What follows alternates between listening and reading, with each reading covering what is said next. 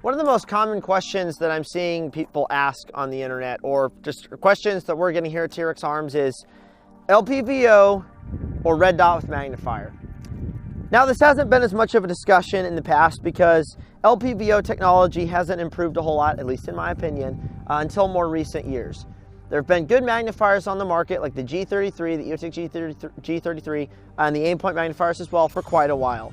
But recently, in the past couple years, in 3 years, we've seen LPVOs from companies like Vortex, EOTech with their Voodoo line, and a few others vastly improve and go from these 1 to 4 scopes that basically have very little illumination to 1 to 6, 1 to 8, even 1 to 10 scopes with some pretty good daylight bright illumination that is starting to rival, well, not really red dots themselves. So people are like, wow, these scopes are getting really awesome. There's no reason to run a red dot or a magnifier. We should just put these on everything. I don't entirely agree with that. I think red dots are still superior for a bunch of different things, and I want to talk about that. I want to demonstrate that and show some of that through a bunch of crazy tests and drills that we are going to film in a one take. Probably 20 to 30 minutes of shooting and testing. I don't know yet because we haven't filmed this part yet. But basically what I have right here that I will be testing the concepts of both of these setups is I have a new EOTech Voodoo 1 to 8. This is a scope they released somewhat recently. It is quite bright, not as bright as the Razor Gen 2 1 to 6. But this is an actual 1 to 8 scope in a 30mm tube, and it's quite awesome. I've been using this particular model for about a year now, or a little longer. And what I've done is I've taken 2 Mark 18s, built them out exactly the same, Ingolf, big body mod light. The optic itself, same trigger, same bad lever, same stocks, same slings. So it's a complete clone from this gun with the 1 to 8 Voodoo, and this rifle right here with a aimpoint T2 with the new EOTech G43 magnifier and a ScalarWorks 193. Now, and no, this is not a video sponsored by EOTech. We went out and bought all these optics, these guns, everything on here, and because that is what we do. We have 2 guns that are the same weight, same build, 193 red dot optic, and then a 193 1 to 8 Voodoo. So we're going to be talking about some of the pros and cons between both, but not just talking about that because that's boring. We're going to shoot some stuff. So let's do it. So one of the biggest comparative points to LPVOs people debate is them on 1 power. They're like, wow, this scope's really good on 1 power. It's super bright. There's no reason to run a T2 anymore. Well, the reality is when companies are building these scopes out, especially when they're picking a first focal plane or a front focal plane optic, they're having to prioritize either the optic being awesome on 1 power or on magnification. And I've used a number of scopes out there, from the Schmittenbender short.cc to the Attacker 1 to 8 to other ones where you suck it down to 1 power as a first focal plane optic. And the reticle, since first focal plane is where the reticle actually zooms and changes based on your magnification, since they prioritize the reticle being on full power, something like 8 power, the reticle itself on 1 power is barely distinguishable. You could barely see it, the etching or the brightness itself. Now, a second focal plane or rear focal plane optic like this Voodoo, the reticle will not change. Regardless of my magnification, whether it's 4 power, 3 power, 1 power, my etched reticle in the center of the window that gives me my sight picture does not change. The downside to this, though, is I really got to be really familiar with my holds, whether I'm on 3x or 4x, because my BDC, my measurements, my MOA, my MRAD, all my stuff is not going to be accurate on 4 power, 5 power versus when I'm actually on 8 power. But on a first focal plane, it's a little bit of a different story where I actually don't have to worry about all that. But then in most cases, the reticle on 1X actually sucks on those particular optics. And that's one reason why I really like second focal plane. I have a good reticle. I have a good setup for a good sight picture, whether I'm on 1X or if I'm on 8X or 6X. So with all that said, we're testing some 1 power right here. I have a hostage headshot target right here at 5 yards. So this is a big test right here. Driving the gun, high standards of marksmanship and speed as well. I'll start with the aimpoint with T2 because in my opinion, red dots are still superior for this kind of thing. Granted, I'm in a static position. I'm not moving. I'm not around a barrier or a barricade or anything like that. I'm simply driving the gun up, getting my flash sight picture, that flash of red, letting it settle briefly, and then taking my shot here at 5 yards. So we're gonna do this a few times with this setup right here. Check time, see where we're at, switch to that gun, and then we'll switch it up. We'll do some different stuff. So 5 yards, single headshot. Stand by. A box 6-0. It's a little slow. Top of the head, 5-5. One more. Center and a 5-7. All right, so that's the T2. Consistent accuracy, consistent hits. Now the Voodoo. On 1 power, with illumination, on full power, diopter is set to me. Stand by. A-box, 5-2.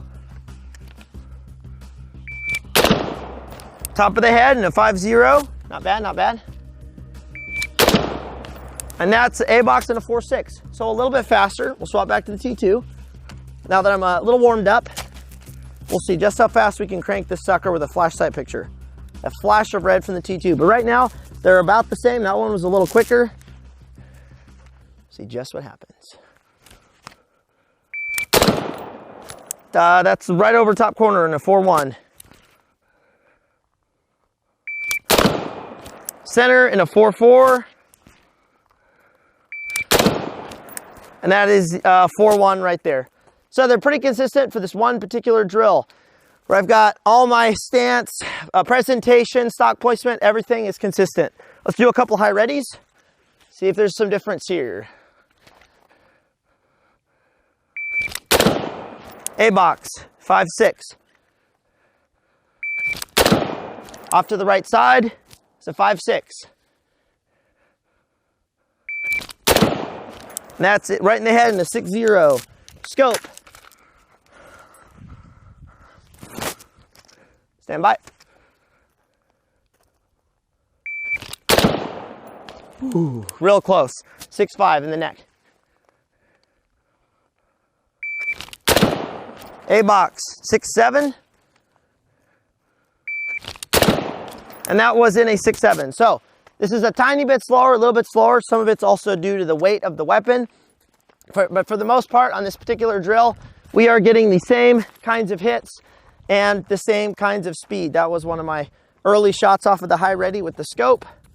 Let's mark all these up real quick, and then we're gonna do some target transitioning. We'll get into some other differences with these. 1-by on scopes can be nice and fast once you've set your diopter. You have a good modern scope that's got some good room for error with the eye boxing and eyeshadow and all that good stuff. So now, a little transition drill. We're gonna clean all 5 of these targets. I'll actually step back briefly. Like here. This is all on 1X. What do I got? Pretty good. Stand by.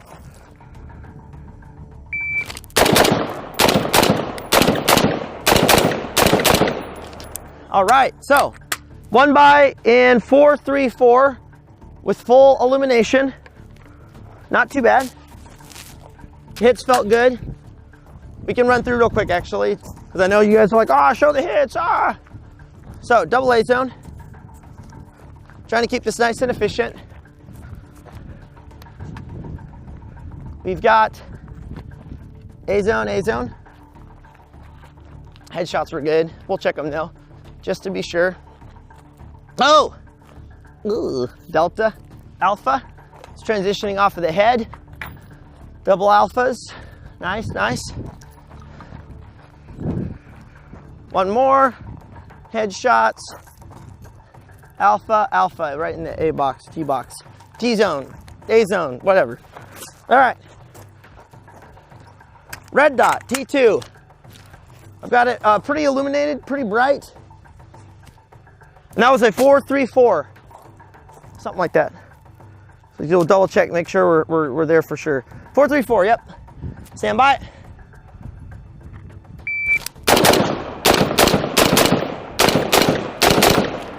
I definitely chucked one there, top right. That was in a 397. 397, a little quicker. I was also pulling my, oh, there's my microphone. My second shot pretty quick off of one sight picture. So 2 A's. So drive the gun. I felt a little quicker on the line, alpha. This guy, I called this guy, I think this one was top right, top side. Oh, well, it's off to the right. Alpha, Charlie. And the headshot, I pulled, double tapped that pretty quick. Alpha, Charlie. And then this guy, dun, dun, dun, is, oh, well, actually it was fine. Double alphas. Cool. So a little bit faster, transitioning through targets. But the thing about 1X in this particular case right here is because I'm not changing up my position, I'm not having to re-index my side picture, I'm not shooting on the move, I'm not shooting around barriers, I'm not doing anything that's actually going to compromise my alignment with the scope. A stand and deliver stage like this is really not that bad with a 1:6 scope. With it on 1X, it's really not too bad. But we're going to play around, we're going to show some different stuff so you guys can kind of see some other aspects to running a scope. So let's go ahead and move back to here. This is a big deal. I got to take my my medicine with me. So the problem with scopes versus red dots is you have to get behind the scope just perfect. Stand up, thank you. You have to get behind the scope just perfect in order to have a sight picture. Whereas a red dot, this is a real big difference with the red dot. When I'm actually behind the optic itself, I do not have to be perfectly center with that red dot with my head down on my stock. I can be off to the side with a parallax-free red dot or underneath or above and still have a sight picture. Whereas if I am using a scope like this 1:6 or something with even more magnification, or if I dialed magnification, I have to have my head in the exact same spot to actually have a sight picture. If I move my head slightly to the left, that's where I start to get outside of my acceptable, shoot, can't remember what it's called, eye relief. And then I'm actually seeing the scope completely black. I might see a little bit of the illumination of the center dot, but it's gone. I have no sight picture. I have to make sure my head is in the exact spot in order to have that sight picture. If I'm back too far like this, well, now I'm getting a bunch of eyeshadow around the edges of the optic. I might be able to see the center. I might be able to engage, but it's very difficult than if I take the same point and I'm like, oh, sweet, I can actually see it just fine. It doesn't matter as much. I can have the optic in a really weird place where I'm like, but if I take my scope, oh geez, it's a lot harder. So it requires you being in the exact spot every time. Another example of an optic that had some major issues in my opinion, having used it, was the loophole Devo. It's a very cool concept. Major props to Loophole for working on a new kind of optic, a new kind of system of getting magnification, but it required your head was in the exact spot in order to see the actual sight picture of that magnification. You couldn't be off to the side, you couldn't be back, you couldn't be up close. You had to be in that perfect spot to see it. So for this drill, we'll tack mag each gun. We're going to be shooting this VTAC barrier at 25 meters. I have a C-zone steel set up right here. And we're going to see how much faster I can shoot it with. We'll do, for this one, we'll do scope first, then red dot. How much faster I can shoot it with an aim point where I have more room for error for my overall sight picture. Where I can be chucked, I can be, close to the optic, far from the optic, sideways. I can actually be anywhere around the aim point and still get a sight picture versus the scope. So it's just going to be 1 round per hole, and we will see what happens. We'll start offset a little bit. 1 power, 25 meters. Let's go. Stand by.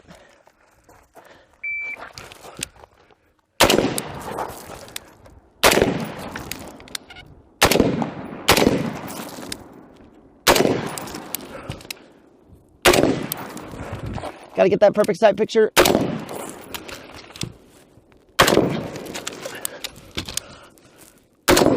And there, right there, perfect example. I got the scope in there, and then it was, oh, I got to be in that perfect spot. Bang, got it. That was a total time of 1986. 9 shots. I don't think that was 9 hits. No, I had 1 miss. So now, aim point. See how much faster I can shoot it with this, which it should be quicker. Although it could just suck, and then, it's not a good test. But we'll see. Not running the magnifier yet, we'll get there. Stand by.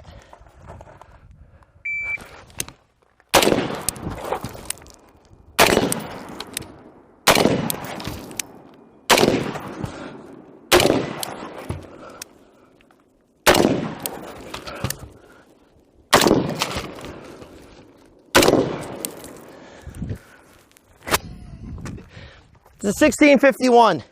And there were a couple instances there where I didn't have the perfect sight picture of the dot being in the center of the glass, and that was fine. I didn't need a perfect sight picture because my head can be off to the side. So I'm going to put this red dot in the far left edge of my window. I'll put it on the bottom, put it on the top, and I can still hit it. And now if I take my loophole 1 to 6, try to do the same thing. So I'll put the dot all the way to the side. I can't see. There, that's a hit.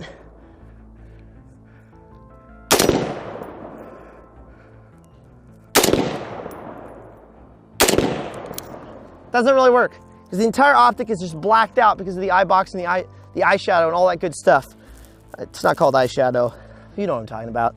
So this is a good example of where I believe red dots are still destroying LPVOs because you have room for error in how you're getting that sight picture. Not to mention, I know companies love to sell these 193 scopes and they argue gas masks, where it does help, or night vision shooting, but the reality is you can't run, at least in my experience, an LPVO, even a high quality one, on 1 power with illumination through night vision as a passive aiming solution. You have way too much light loss coming through the tube, clarity of the optic itself, combined with the quality of your tubes and the lighting conditions. Every time I've looked through a scope with nods on, with binos, so one tube is seeing the target with nothing, one tube is seeing through the optic, hoping to, align on the target. It's far too clouded. It's very hard to have the proper eye relief to even get a good sight picture and take accurate shots. But an aim point or an EOTech or a similar red dot that's parallax free, where it doesn't matter where my eye is in relation to the tube itself, as long as I can see a dot, I can hit stuff, is far superior than a scope like this. So that's one test right here. Now let's actually get into magnifier and switching magnification and actually get into that. So we're good on ammo. We're gonna step here to the side. We've got a piece of steel here at 100 meters. And what we're gonna do now is we're gonna run magnification. This is a cool little drill that I love to do. It's the 3-3-3, 3 standing, 3 kneeling, 3 prone on this C-zone steel. How many minutes have we gone for now? 15. Okay, we're good. This will be quick. And I'm only do this once, 3 rounds and 3 rounds. For this particular distance, a C-zone steel, I'm gonna run my scope on, well, that sucks whenever that happens. I'm gonna run my scope on 4 power, and then my other gun will get 3. To start this drill though, we're gonna start on 1 power. So basically I then realize, where's my timer? I then realize, oh, I need magnification. 3-3-3, no makeups, and we'll see what happens. Stand by.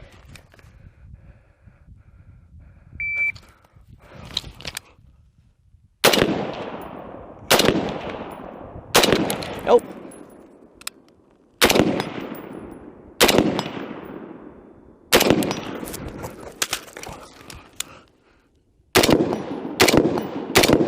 So 3 misses, 6 hits. The standing sucked. The optic was all over the place. 1757. So ditch him. Back to this gun.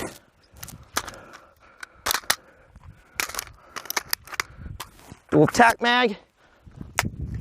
Make sure my dot is centered in the magnifier,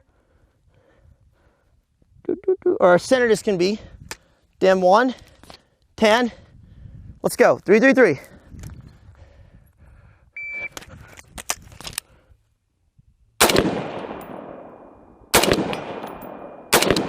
Nope, fired too quick. Off to the left. Oh, it sucked.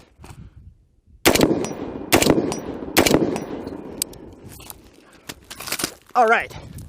So that was the total time with a lot of misses in 1916. A little bit slower.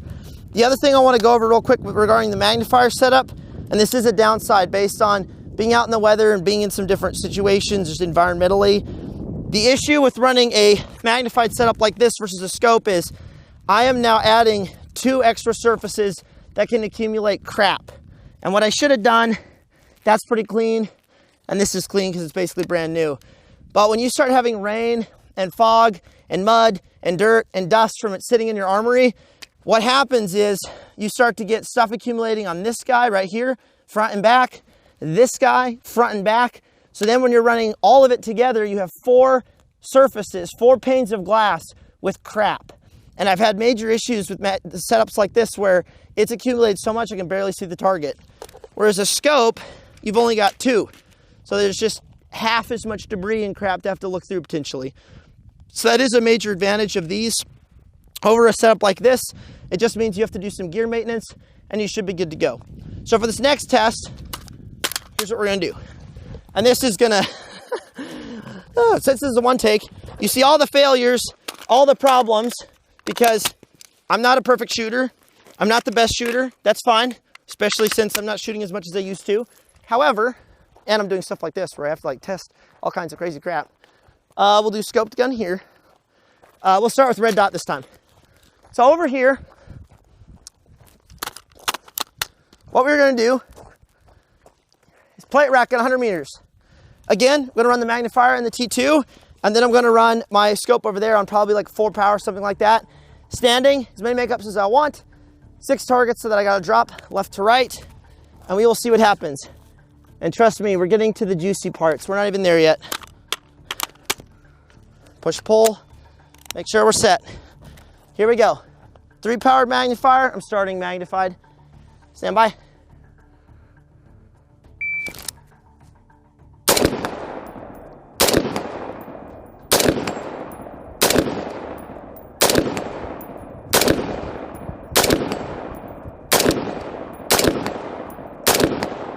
Oh, no, no, no, no. There we go. I saw the dust and was like, I hit it. No, I didn't. 1687. That's not too shabby at 100 meters standing with 12 shots, so 6 misses. Ugh. Now we'll see what we can do with this guy. I'm looking forward to this. Now watch me suck. It won't be the optic, it'll be me. Just watch. And I only get 1 shot at this too. We'll go 4X. Just because I have 8 power doesn't mean I'm gonna run 8 power. I like to be able to see the entire target area with my one sight picture and also not have to take into account all the wobble and sway that's occurring with the optic and a higher magnification. So I'm just gonna run this on 4. So a little bit more than the magnifier, and we'll see what happens. I usually run 3 power at like 50 meters. So actually I could dial this to like 5. Yeah, I'll run on 5. I can see each side. 1687, time to beat. Stand by.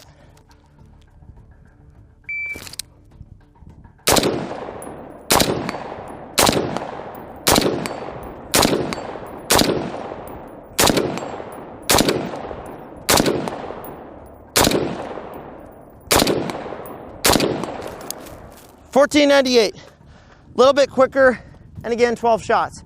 Some of that was just me not firing my shots accurate enough, but it was a little quicker, so that's nice. At 100 meters, magnifier versus scope, you're not running into a whole lot of difference. Up close, I would argue shooting on the move, which we haven't done a whole lot of, the red dot is, in my opinion, at least superior. Shooting in unconventional positions where you may have some not perfect sight picture, positioning that will allow for perfect sight picture, red dot still wins. Night vision, red dot still wins. But let's go a little, actually no, before we go a little further, here's what we're gonna do. We're actually gonna do an experiment now because I wanna show you guys, this is another cool little thing, how much faster a aim point or an EOTech with a magnifier can be at actually dialing your magnification. And you're gonna see some of that here in a little bit when you shoot something a little more interesting and extreme. But what we're gonna do right here, I'll grab this gun, we're good on ammo. Come here. We're gonna shoot steel, close steel, and far steel. But what we're gonna do is I'm going to only shoot this steel on 1 power. I'm gonna take that steel on whatever magnification I can get or what I'm happy with. So I'm gonna run my hand on this scope, whatever it lands on, 4X, 5X, 6X, I'll take a shot, dial back to 1, dial back. We're gonna do it for a total of 4 times. So I'll start, no magnification, magnify, no magnification, magnify, and I'm done. We'll see how much faster the aim point magnifier is swapping that, because it's either 1X, 3X, 1X, 3X with 1 movement, versus this, where I'm having to twist the entire setup and get back on it. Starting on 1 power, we'll start with the scope. Stand by.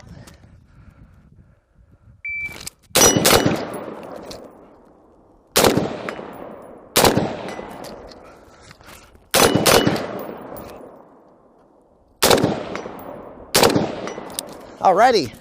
So, not bad, and I ended up on 7 power. So with that sweep, I got all the way up to 7x. Let the reticle settle, take those shots. I'm at about 100 to that C zone, and then I'm at about 10 yards from this one. In a total time of 11:32. So not too bad. We'll see. Now we'll see how this setup runs. It's actually very possible this is going to beat it. But the motion for this should be quicker. And some people have said running your right hand for it, getting back on fire control is quicker. I don't like that, so I still do the whole like support hand. But we'll see. All right, here we go. I have enough ammo, we're set. Time to beat, 11:32. Stand by.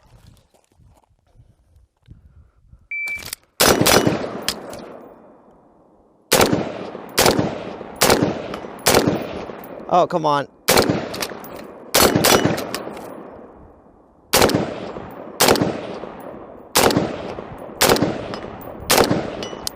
All right, a lot more misses with that.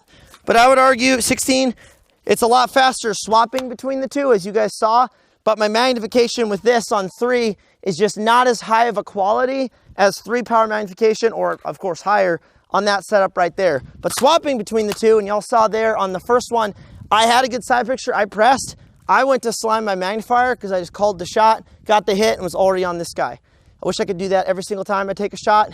It's not every single time, but it does happen here and there. So now we're gonna go to we're gonna go to distance, 200 meters, which is, some of you guys probably gonna be like, that's not far enough, that's not very far at all, blah, blah, blah. But 200 meters, especially if you have a range where you can get 200 meters, it's pretty awesome. I do think it's like the gold standard for like short guns like this. This is a 10.3 Mark 18 to be able to go to about 200. And I'm not shooting like 14.5, 16s, 18s very much. But these short guns, I take to 200, 300, no problem, pretty often. And so all these tests can hopefully attest to some of that. Well, we'll see what happens here though. We got C zone at 200, and we'll see what happens. Yummy. Wish I had a cherry limeade though. All right, come here. Ah! Cables, cables. All right, we'll run red dot first. So, ditch that mag, grab another. If you're not putting mags all over the range, you're doing it wrong. All right, starting from here, I have a C-zone steel in between the Jetta way over there and my that white car over there. I'm just gonna drop down, send 2 rounds. Super simple, but what I'm doing to start this drill is I'm actually allowing myself to settle into position. I don't necessarily want to start a drill already posted up, already set up, because I'm losing a whole rep of actually getting into position, letting myself settle out, getting on the gun, possibly letting my breath out before I take a shot, versus starting on a bench rest and just bang. Not a lot of training value in that. So from here, and I'm gonna run the magnifier once I arrive into position.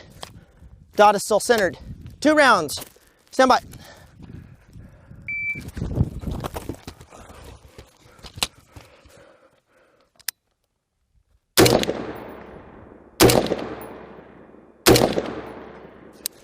Two hits. Not bad. 960. Not bad at all, actually. So I let myself settle in. Had a lot of good points of contact down to my leg. That's with the 3 power magnifier. I mean, I could get some spicy reloads in here, but that's not really what we're testing right now. We'll start on 1 power, just like we did on that guy. Dial up, you play with that a little bit. For that, I'm just gonna take what I can get. I'm gonna swipe once I'm there. If it's 6 power, 7 power, 8 power, it'll be fine. Oh, I forgot to swipe.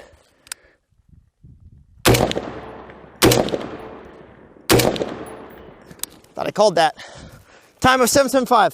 We'll do it one more time where I remember to swipe it, getting into position. 775. Stand by.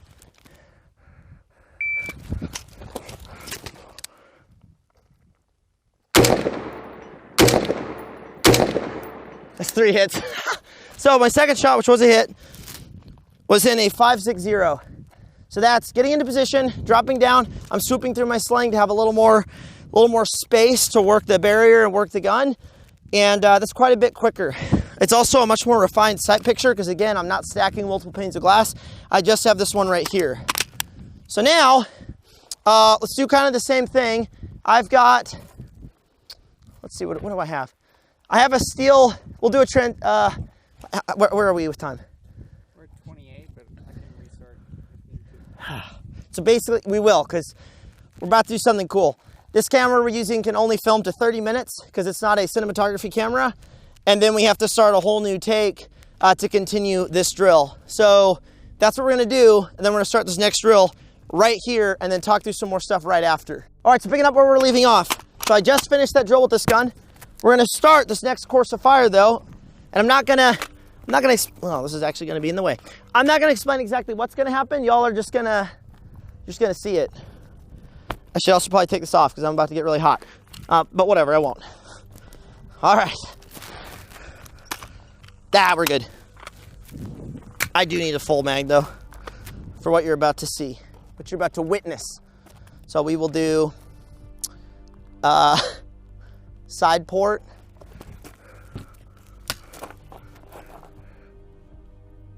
I don't even know what my hold is from here, but that's okay. We're gonna figure it out with both guns. It's gonna be right 3 feet, up 2 feet, I think. So 2 on this side, 2 there, and then, yeah, all right.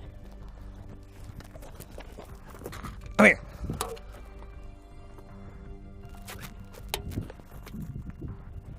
This is the moment of truth right here. Whew.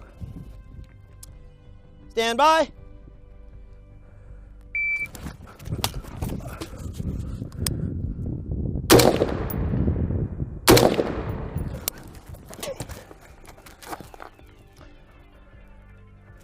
Oh, this is going to be great.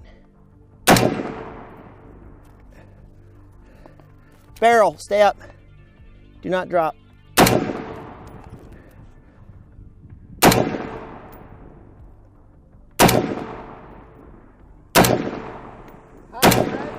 High right.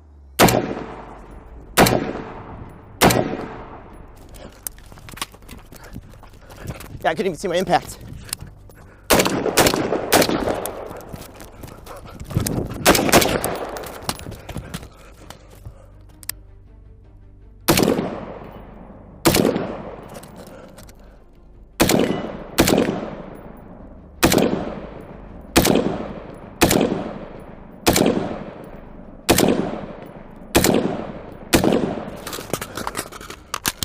One more.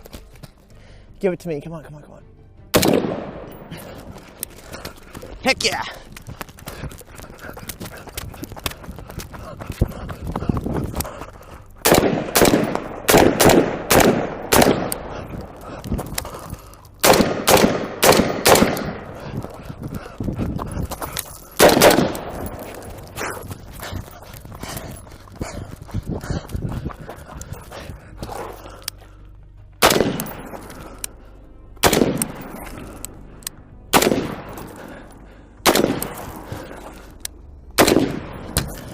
This is brutal.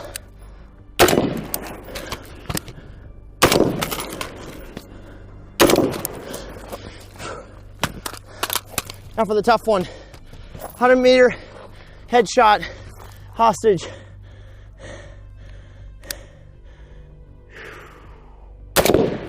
Whew. I think I'm calling it right side. So that's a little swap-a-roo. Running multiple optics, close, far, running and gunning, marksmanship, distance, and we'll do the same thing with the other gun.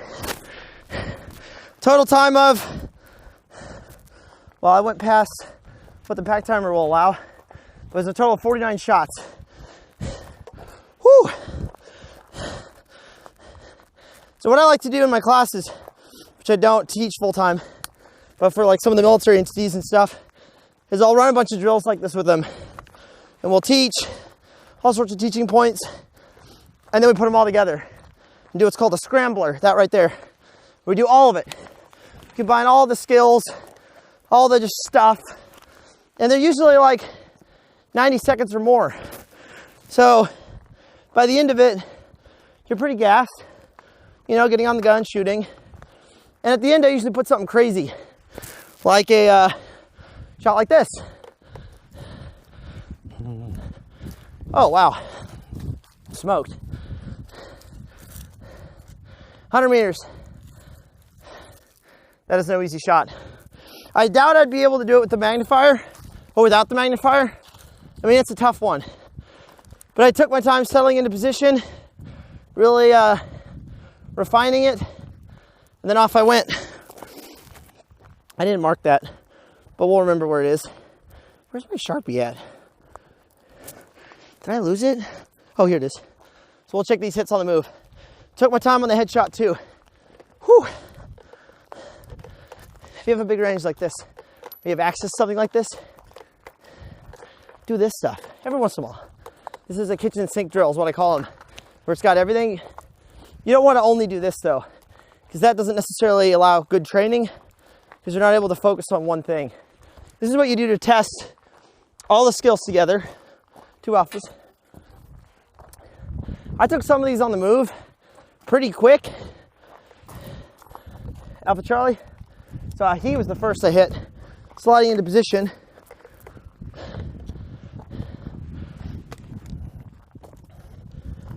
Alpha. Looks like I got a mic. Oh, no, there it is. So yeah, mic. Top right. Headshot. Let's check this. Whew. That's a good one. May have to wait before I run the voodoo so it's a fair fight. 2 alphas.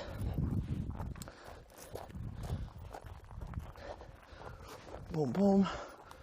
Yep. Delta Alpha. I'm gonna take my time a little more. Alpha Charlie. Not bad. We'll put the total time in the bottom of the video because my timer is not showing what that is. All right. Oh, and then these guys. We gotta check these guys up here. Whew. So yeah, swapping between both with this gun is nice and easy with this optic setup.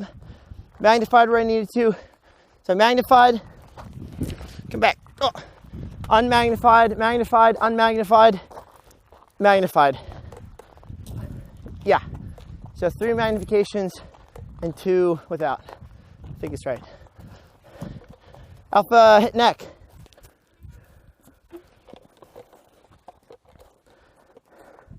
Charlie neck. Oh, I fired 3. Not bad, not bad. Not bad at all. I took some time on that that sideways shot, 90. That's a tough one. As soon as you go past 100 meters, knowing your holds for a 90-degree angle, I've done it up to 300 and I was holding like a little more than this one. I was holding 3 and then 2, I want to say 3 feet, 2 feet, or 4 feet, 2 feet in order to get my hit, because you're, you know, angling the entire weapon. So Charles helped me out there. See exactly where I was going, roughly. So it was cheating. But the first drill is never fair. Whoever runs it first or shoots it first, so they get all the learning experience out of the way. Whew. More rain.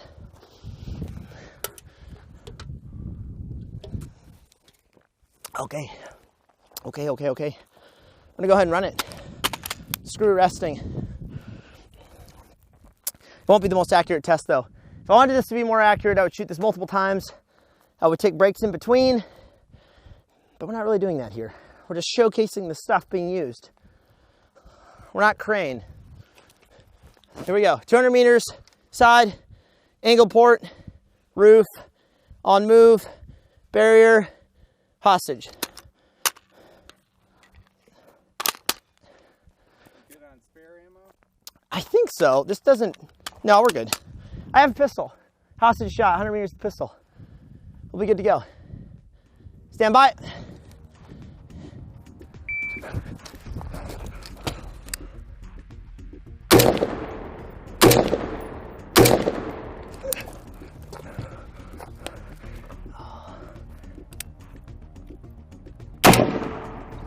Ooh, heck yeah.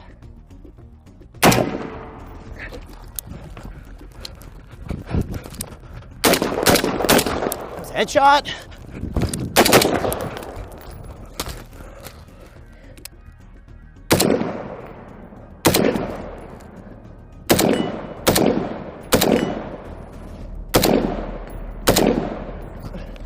I need to give one more to the car guy. Hold it. Oh.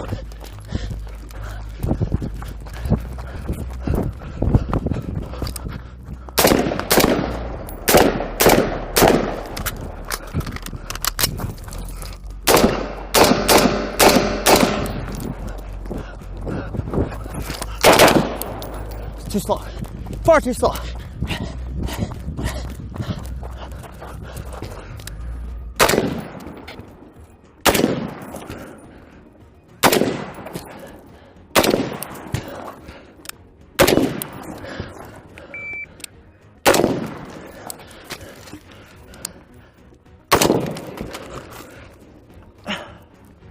Perfect side picture. Dial to 8. Good position.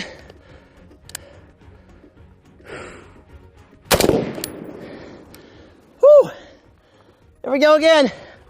Definitely less misses. Whew. And that's going to be right edge headshot. My dot was on the right. And that last shot was on 8. Double alphas on him. So as far as some of you guys are probably wondering, like, where scope has been my favorite so far, because I have run 10, 12 different ones so far. I really like the Voodoo. The early one had some issues. Didn't have cap turrets. The brightness sucked. The reticles weren't great. But this new guy, I like it a lot. Super lightweight, very clear glass. The reticle's nice and bright. Not as bright as the Razor HD 2, but it's good. Looks like the hostage survived. Survive! I called right head, and guess what? Right head it is. So my hostage shots at 100 after sprints, after shooting really fast, have been good. And that's the level of discipline and marksmanship we want. I'm throwing shots up here up close because I'm shooting fast, moving fast. I should slow down a little bit, but you have to know when to slow down and how to slow down. Like that right there. It's probably a 4-second setup time landing that shot. 8 power was definitely quicker than, if we were to look at the footage, I would say it was much quicker than the magnifier, but both can work. So at the end of the day, if you're trying to pick one of the two for your carbine, either is good. Scope technology is great nowadays. Magnifier technology is getting better. This is a new, the other one's a new one. Vortex released a new one. EOTech's got a 5x coming up soon. You really can't go wrong with either option. But if you want to run and gun in weird positions more, line, Charlie, I would recommend an aim point or an EOTech. There's a red dot. There's more room for error 2 ways. There's far more room for error for positioning, getting that initial sight picture, and taking shots. Plus night vision, white light, alpha. But these scopes are great too. 2 alphas.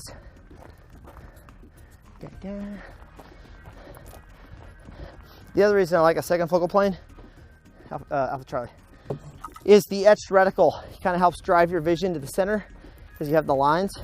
So then it's just like, oh, there it is. Plus, you can also see how much of an angle you're at because your side to side ends up starting to do this. And that can help with those angled shots at distance, as you all saw. Plus, I knew a little better where to put it.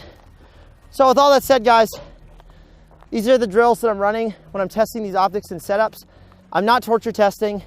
I'm not buying 50 and dropping them off of buildings. I'm not leaving them in the mud for a week. I'm just testing ergonomics. I'm just testing the shootability of these products because they all have their little nuances. They all have their little things. But at the end of the day, if you suck, you suck. You can go buy all this fancy gear on this rifle. You could clone this out. You could get a $3,000-$4,000 end-gall. You could get a $1,300 scope on a $300 mount. But if you can't perform, you can't kneel down, take a breath, take your time after running and gunning to score a headshot at 100 meters, that equipment's not going to help you that much. Training is what matters. And like I've always said and always will say, if you suck, you suck.